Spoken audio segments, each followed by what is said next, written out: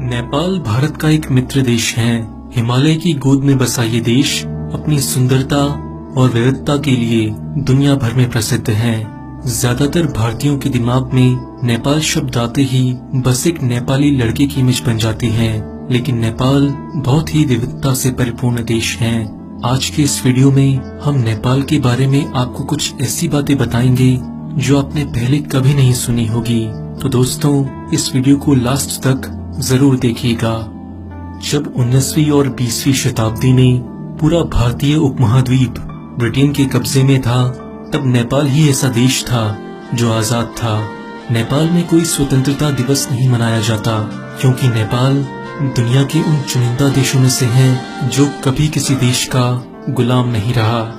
नेपाल को south Asia का सबसे पुराना देश माना जाता है। नेपाल में 80 जातीय समूह हैं और 123 से ज्यादा भाषाएं हैं। नेपाल दुनिया के उन अनोखे देशों में से है जहां इतनी विविधता होने के बावजूद भी आज तक कोई दंगा फसाद नहीं हुआ।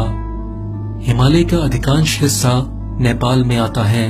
हिमालय को भारत की सरजमी से देखते हुए हम सोचते हैं कि हिमालय भारत का ही हिस्सा है, लेकिन ये अधूरा सच है। माउंट एवरेस्ट के साथ साथ हिमालय का अधिकांश हिस्सा नेपाल में आता है। दुनिया में नेपाल का झंडा ही ऐसा है जिसके 4 कोने नहीं हैं। इसके अलावा सभी देशों के झंडों के 4 कोने होते हैं। नेपाल के झंडे में 2 ट्रायंगल हैं, जिनमें से एक ट्रायंगल हिमालय की पहाड़ियों का प्रतीक है, तो दूसरा ट्रायंगल नेपाल के 2 धर्मों का, हिंदुइज्म और बुद्धिज्म का प्रतीक है। नेपाल दुनिया भर में अपने खूंखार गोरखा सैनिकों के लिए प्रसिद्ध है। गोरखा सैनिकों का मूल सिद्धांत है कि डरपोक होने से ज्यादा अच्छा है मर जाना। भारत की आजादी के समय ब्रिटेन की आर्मी गोरखा की बहादुरी से इतनी प्रभावित हुई कि वो अपने साथ बहुत सारे गोरखास को ब्रिटेन ले गई, और आज भी ब्रिटेन की आर्मी में गोरखास की संख्या 4000 से ज्यादा है। आज इंडियन आर्मी में गोरखा की 7 रेजिमेंट और 40 बटालियन हैं, जिसमें 40,000 से ज्यादा गोरखा भारत की रक्षा करते हैं। अगर गोरखाओं की बहादुरी की बात करें तो ब्रिटिश आर्मी के दी प्रसाद का नाम तो दुनिया भर में प्रसिद्ध है। उन्होंने 17 सितंबर 2010 की रात को अफगानिस्तान में अकेले ही 30 तालिबानी आतंकवादियों को मार गिराया था, जिसके लिए उन्हें ब्रिटेन की महारानी से मेडल भी मिला था।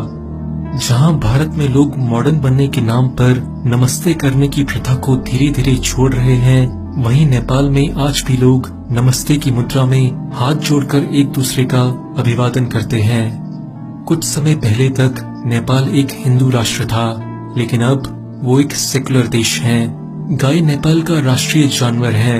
नेपाल में गाय को बहुत पूजनीय माना जाता है और उसको मारना और खाना नेपाल में इलीगल है।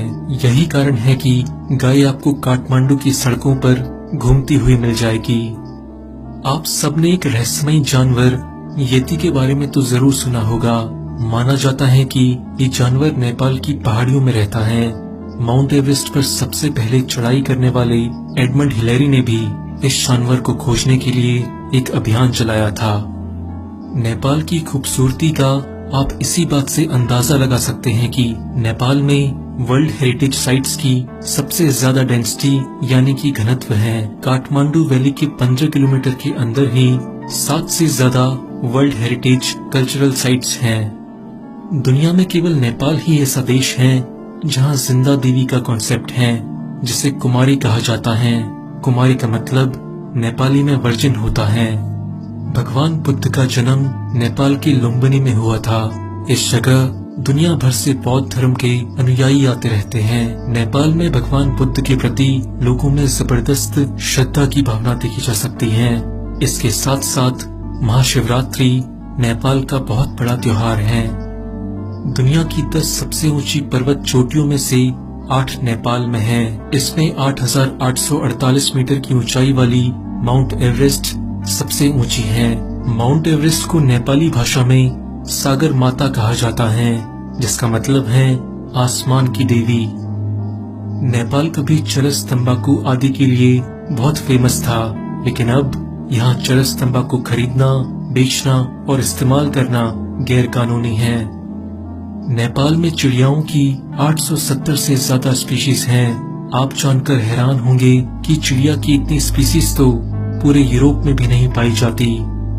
नेपाल दुनिया के उन चुनिंदा देशों में से है जहां आपको बंगाल टाइगर और एक सिंग वाला राइनोसोरस एक साथ देखने को मिलेंगे।